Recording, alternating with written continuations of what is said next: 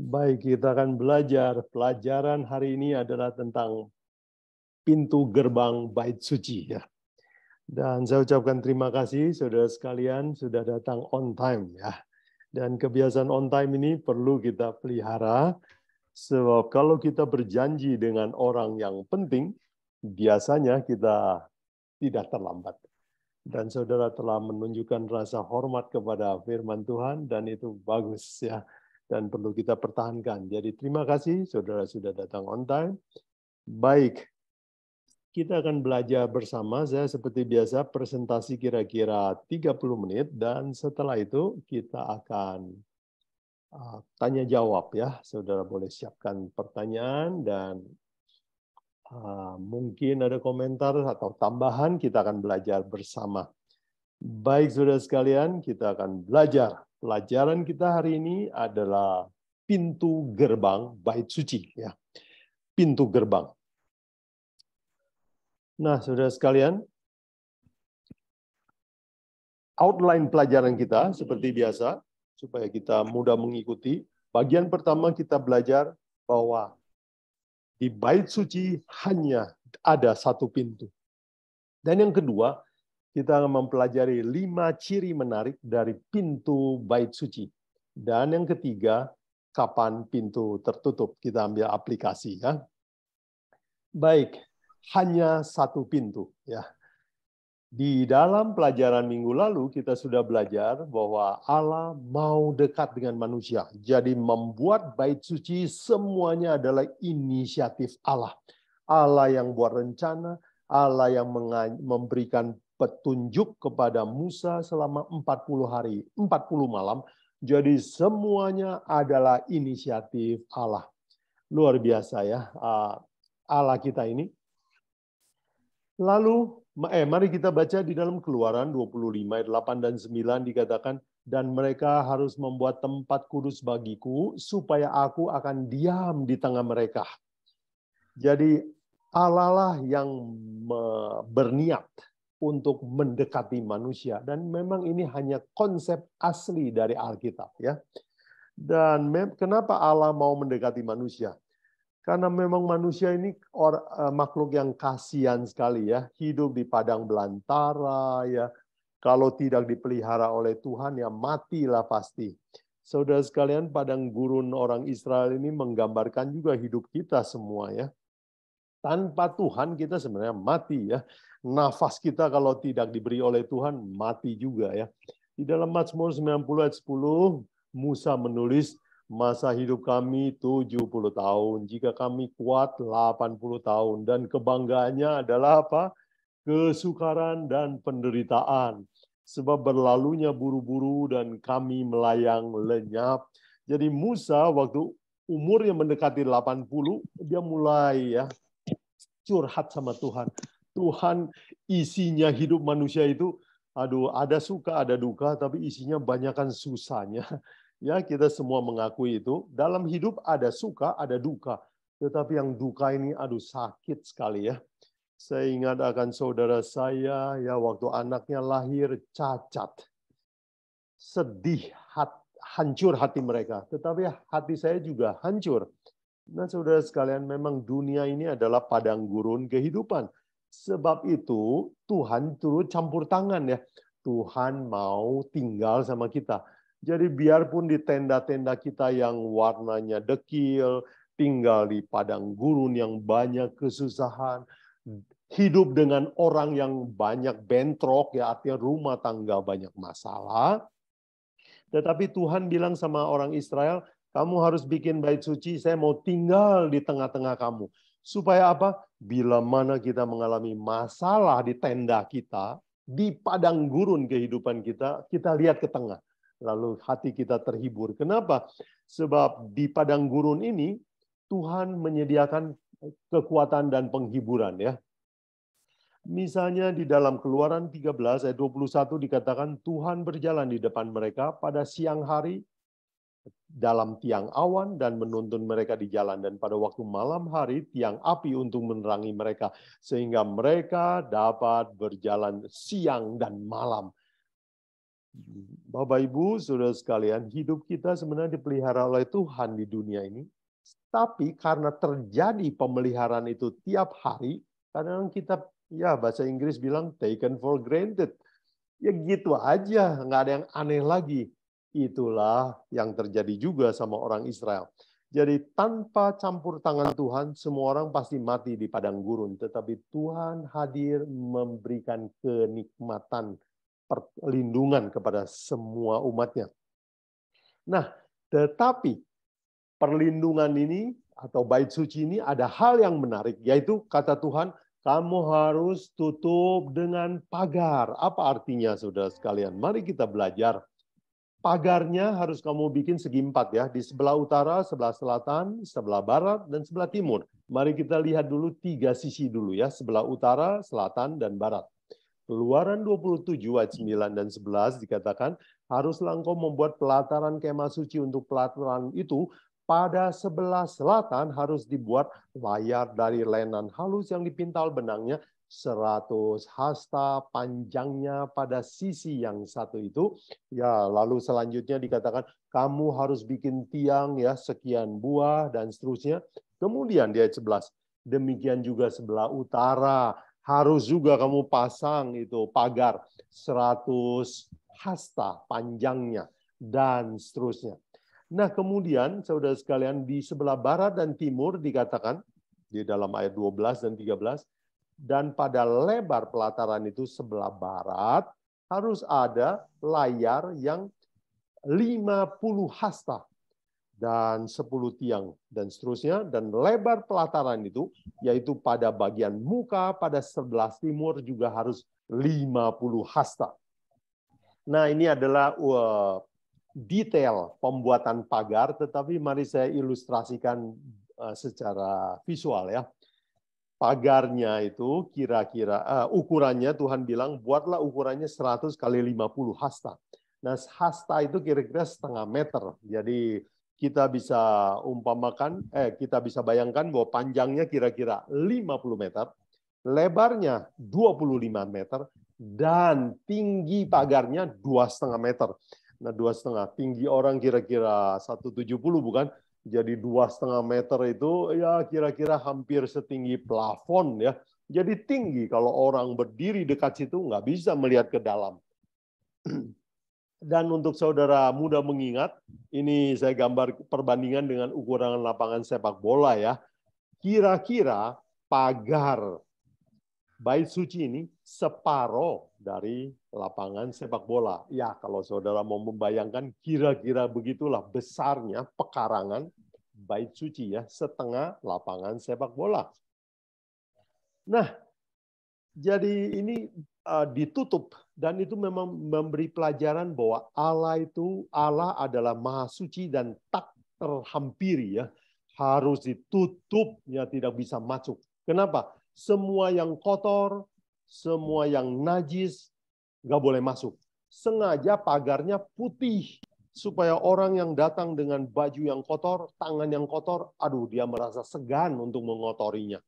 Jadi bagaimana cara mendekati Allah kalau begitu?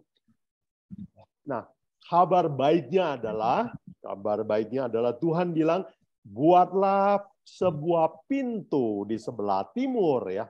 Keluaran 27 ayat 13 sampai 16 dikatakan, lebar pelataran itu pada bagian muka pada sebelah timur haruslah 50 hasta. Dan diuraikan demikian di ayat 16, pintu gerbang pelataran itu harus dibuat dari tirai ya 20 hasta dari kain ungu tua dan kain ungu muda, kain kermisi, dan dari lenan halus yang dipintal benangnya berwarna-warni, ya berwarna-warna, ya dengan 4 tiangnya, ya, oke, dan seterusnya. Nah, ini adalah bahasa secara verbal. Mari saya ambil gambar untuk memudahkan ilustrasi. Tuhan bilang, kamu harus bikin pagar ya 50 meter kali 25 meter, dan Semuanya harus warna putih. Dan di sebelah timur, buatlah sebuah pintu. Pintu itu harus warna-warni, ya. Warnanya ada 4. Apa artinya, saudara sekalian? Tuhan menyuruh membuat pintu hanya 1. Nah, Alkitab ternyata adalah kamus bagi dirinya sendiri. Dan jawabannya diberikan oleh Yesus di dalam Yohanes 10 ayat 9 dikatakan, "Akulah pintu. Barang siapa masuk melalui aku, ia akan selamat dan dia akan masuk dan keluar menemukan padang rumput." Jadi apa artinya pintu itu hanya 1? Itu artinya satu-satunya jalan menuju keselamatan dan kebahagiaan adalah 1 pintu, yaitu Yesus Kristus. Jadi dengan mudah kita telah mendapatkan jawabannya. Nah sekarang, yang menarik adalah kita akan mempelajari ada 5 ciri yang menarik dari pintu bait suci ini, ya. Nah, ciri yang menarik itu adalah 5. 1, pintunya lebar sekali, ya. Pintunya itu lebar sekali. Yang kedua, pintu itu indah sekali, warnanya sangat menarik. Yang ketiga, pintu ini nggak ada gemboknya, nggak ada kuncinya, nggak pernah bisa dikunci. Yang keempat, pintu ini hanya 1. Dan yang kelima, pintu ini harus dibuat di sebelah timur. Mari kita pelajari arti dari kelima ciri ini, ya. Apa artinya pintunya lebar, ya?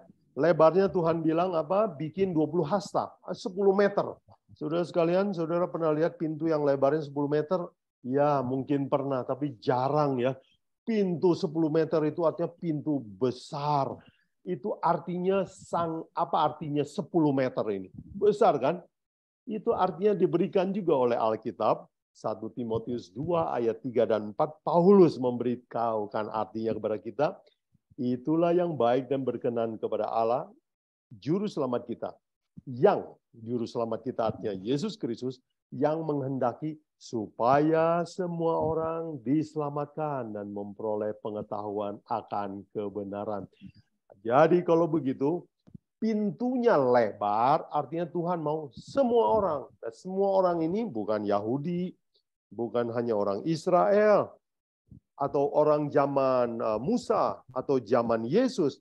Semua orang artinya bangsa apapun. Semua orang artinya orang dari segala zaman apapun. Zaman dulu, zaman sekarang, dan zaman yang akan datang. Jadi pintu ini disengaja dibikin lebar.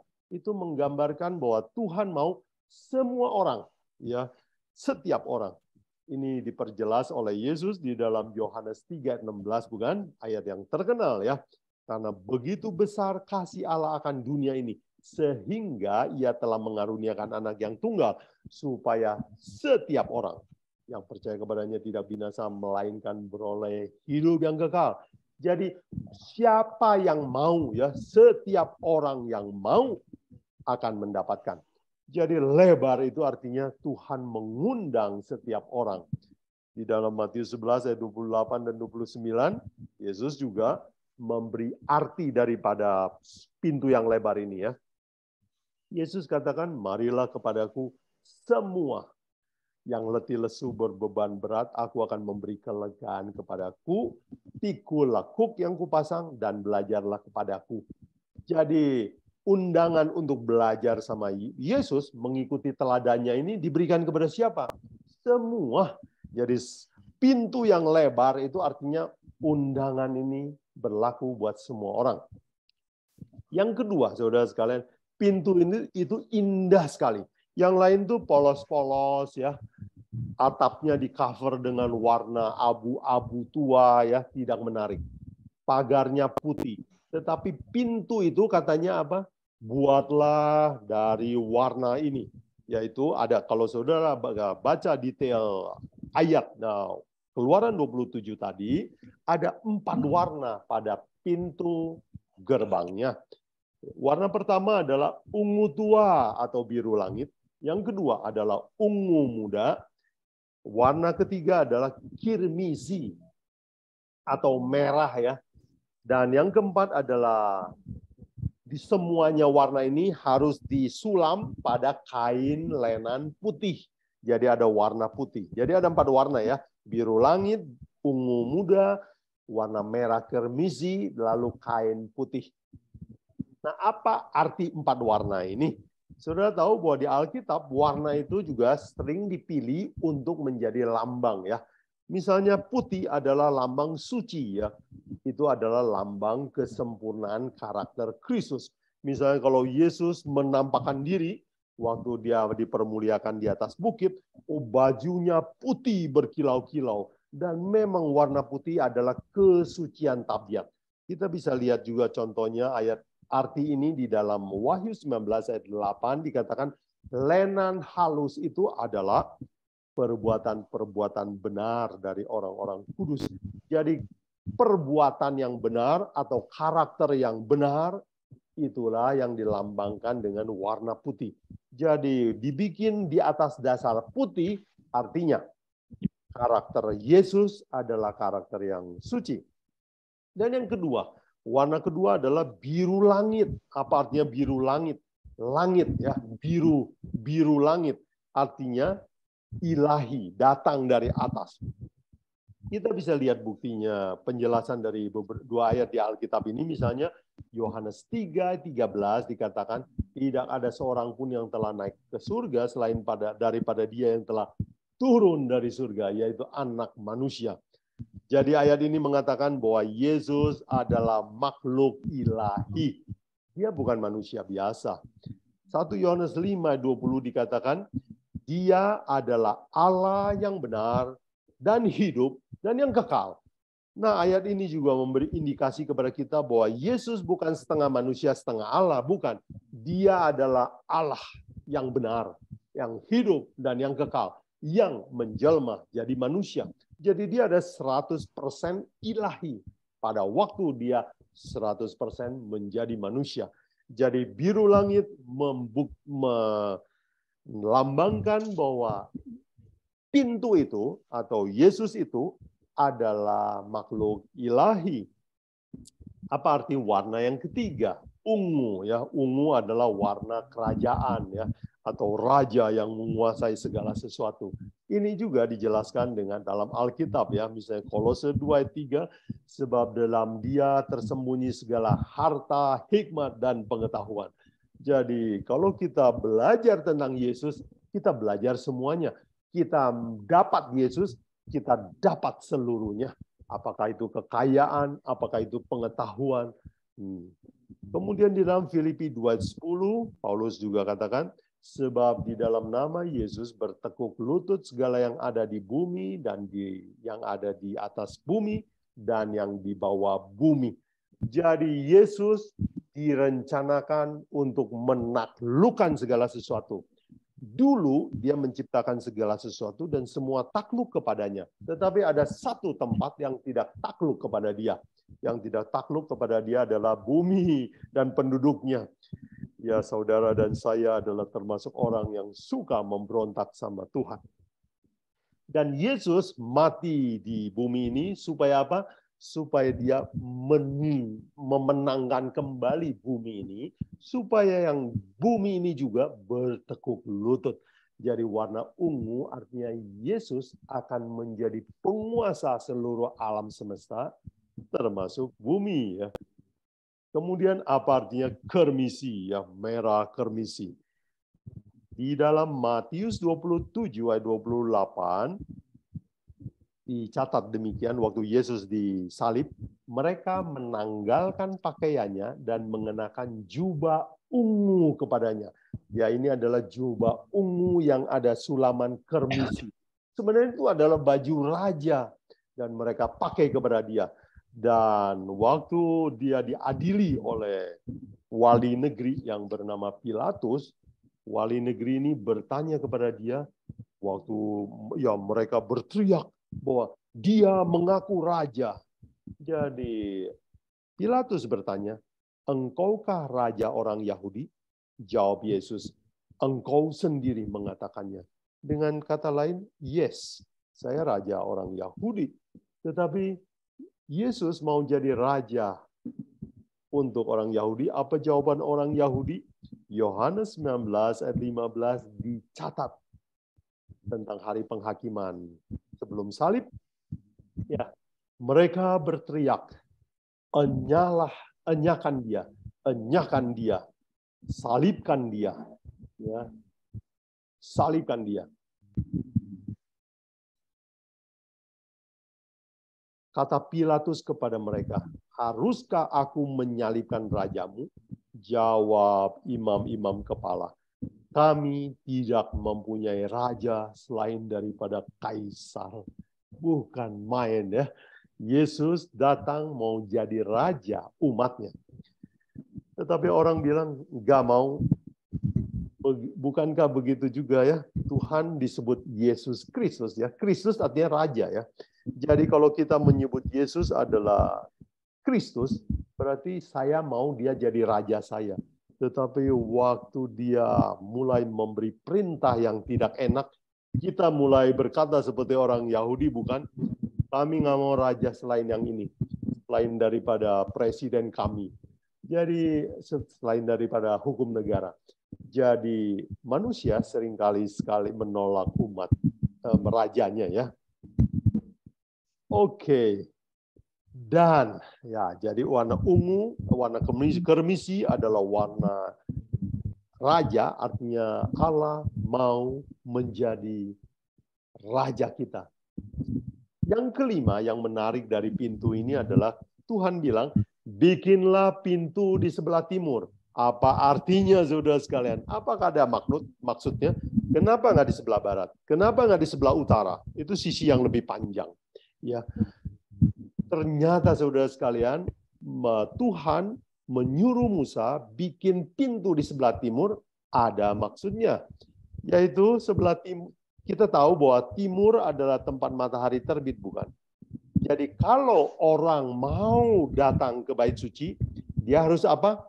Membelakangi matahari.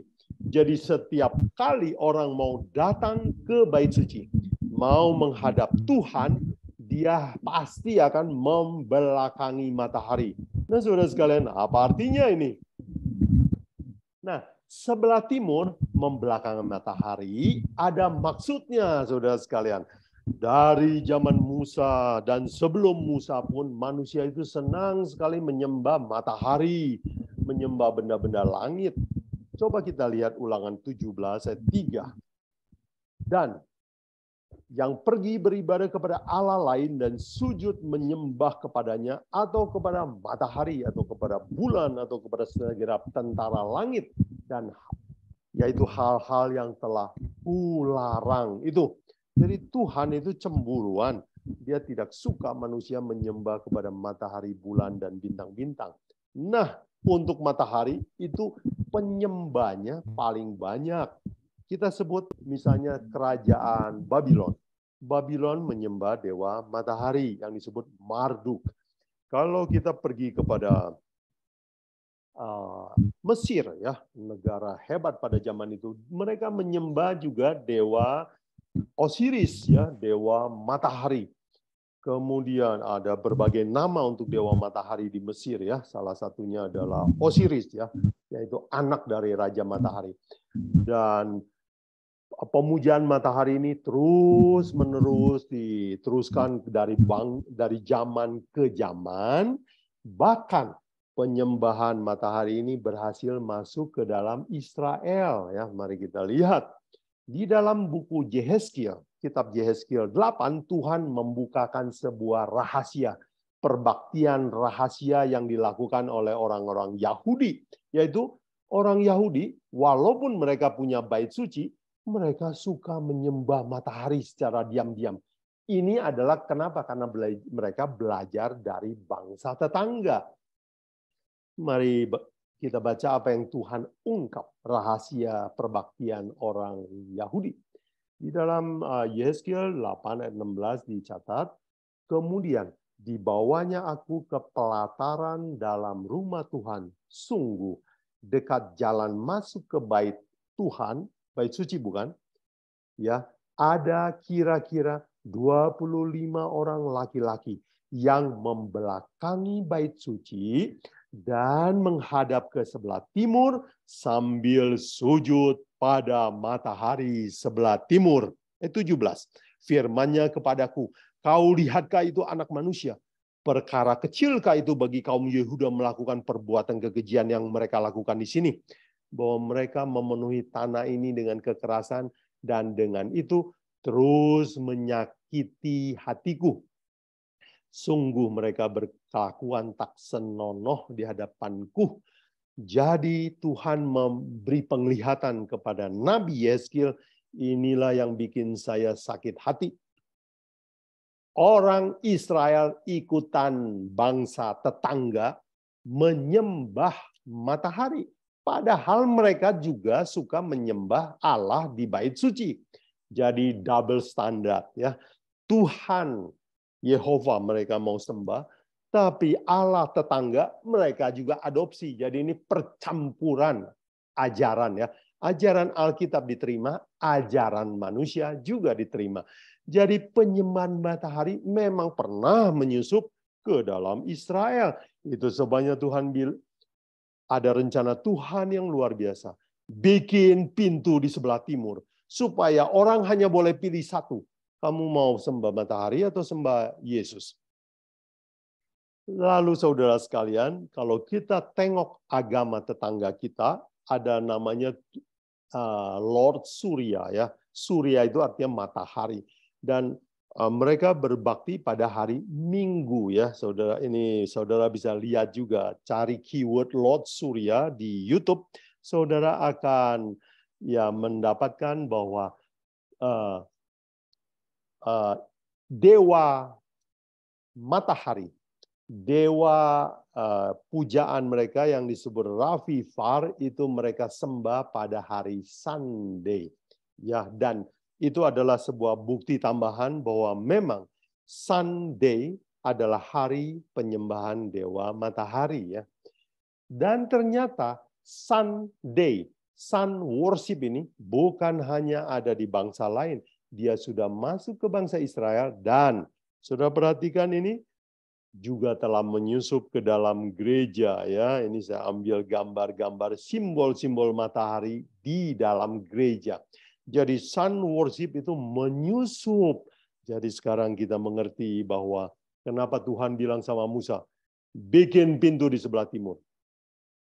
Berarti siapa yang mau datang melalui pintu itu, dia harus pilih membelakangi matahari atau membelakangi pintu. Hanya dua pilihan, saudara sekalian. Jadi kalau begitu, sebelah timur, apa artinya, saudara sekalian? Sebelah pintu buat di sebelah timur. Dalam 1 Petrus 1 ayat 18 dan 19, Petrus bilang begini, sebab kamu tahu bahwa kamu telah ditebus dari cara hidupmu yang sia-sia yang kamu warisi dari nenek moyangmu. Bukan dengan barang yang fana, bukan dengan perak dan emas, melainkan dengan darah mahal, yaitu darah Kristus. Nah, saudara sekalian, Yesus mati untuk menembus manusia, untuk keluar dari cara hidup yang kita warisi dari nenek moyang.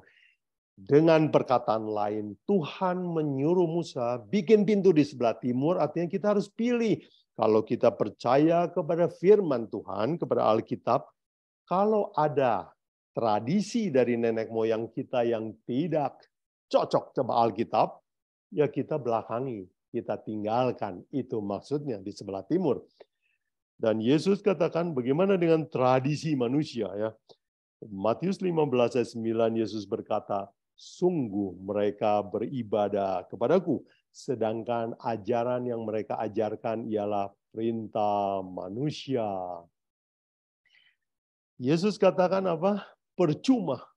Percuma artinya sia-sia, artinya nggak dapat pahala sama sekali. Kalau kita menggabungkan antara pendapat manusia dengan ajaran Alkitab, kita harus pilih salah satu. Jadi saudara sekalian, itulah yang dimaksud oleh Tuhan, bikin pintu di sebelah timur. Supaya manusia pilih ya, mau tradisi nenek moyang, mau pendapat manusia, tradisi gereja, atau firman Tuhan yang asli ya. Baik, saudara sekalian, sebagai aplikasi, mari kita ambil sebuah renungan. Ya, kapan pintu tertutup, saudara sekalian? Saya dapati gambar ini menarik di internet. Ya, dikatakan, ya, kapan sebaiknya kita terima Yesus? Ada orang memberi alasan. Oh, I'm too young. Ya, atau anak saya too young to seek God. Ya terlalu muda, nggak usah ke gereja lah. Ya, too young. Nanti aja kalau udah besar, baru dia cari Tuhan. Yang kedua, ada yang bilang, oh dia too independent to seek God. Oh terlalu mampu untuk bergantung kepada Tuhan. Oh masih terlalu banyak mobil yang diurus, ya, terlalu banyak uang yang dicari, terlalu banyak jabatan yang dia pegang, terlalu powerful. Nanti aja. Kemudian ada orang yang masih muda, dia too happy to seek God, ya, benar. Seringkali ya dia sibuk honeymoon, sibuk pacaran, dan waktu setelah menikah, oh dia sibuk membina rumah tangga, jadi dia pikir nanti sajalah, kapan-kapan saya cari Tuhan kalau perlu. Dan setelah dia menikah, mungkin dia terlalu busy. Ya, dan dia bilang, aduh, I'm too busy to seek God. Nanti sajalah kalau kerja, saya udah mulai pensiun, saya mau belajar Alkitab baik-baik. Alasan too busy diberikan oleh banyak orang. Dan banyak orang juga bilang too tired ya to seek God. Capek, kerja udah seharian, masa ikut Bible study lagi ya. Too tired. Nanti saja kalau liburan saya baru belajar Alkitab atau ke gereja. Jadi orang sering memberi alasan katanya too young, too independent, too happy to see God, too busy and too tired. Dan terakhir gambar ini bikin menarik sekali ya, dia bilang oh too late. Jadi saudara sekalian, seringkali manusia menunda-nunda untuk mencari Tuhan dan akhirnya pintu itu tertutup tiba-tiba waktu kita meninggal, itu maksudnya. Jadi sebagai ayat terakhir, saya ingin mengingatkan kita semua, inilah ayat undangan Tuhan buat kita. Yesaya 55 ayat 6 katakan, carilah Tuhan selama ia berkenan ditemui. Berserulah kepadanya selama ia dekat. Bapak, Ibu, Saudara sekalian, itulah pelajaran kita tentang pintu. Dan kenapa pintu itu menarik, lebar sekali, ya warna-warni, dan dibuat di sebelah timur. Kita telah pelajari, semoga pintu yang ini, yang melambangkan Yesus Kristus, kita manfaatkan. Bukan nanti waktu kita lebih tua atau lebih santai, tetapi kita manfaatkan sekarang. Cari dia. Baik, sebelum masuk tanya jawab, mari kita tunduk kepala untuk berdoa.